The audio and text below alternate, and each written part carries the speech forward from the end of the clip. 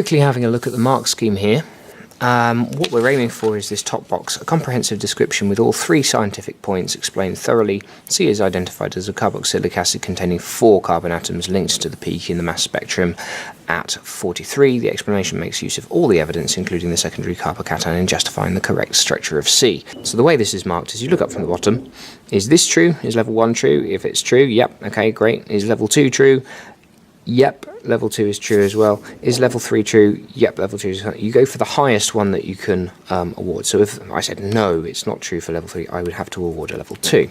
Okay, and then to decide between whether it's 5 or 6, you have to look at the extra bit down here.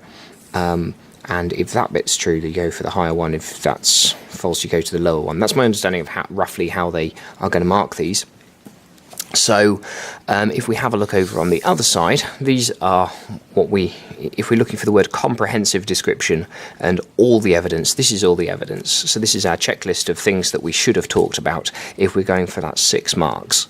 So you can see here the molecular formula, they've done their table that way, I've done my table the other way. It doesn't matter, it's the same table, we've got the right ratio at the end of it. We've got our empirical formula written there, we've got our molecular ion peak written there, we've got our molecular formula there. That's in my answer as well.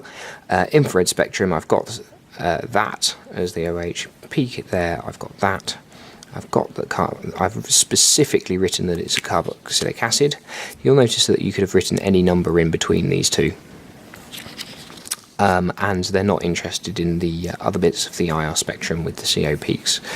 And then finally, if we have a look at the last point, identifying the carboxylic acid, I have got the right structure here, okay, but either isomers that you could have which are a carboxylic acid would be allowed for that, but if you take the mass spectrum and you've identified that 43 is this, and then the secondary carbocation is this, then compound C must be this, and we've said that.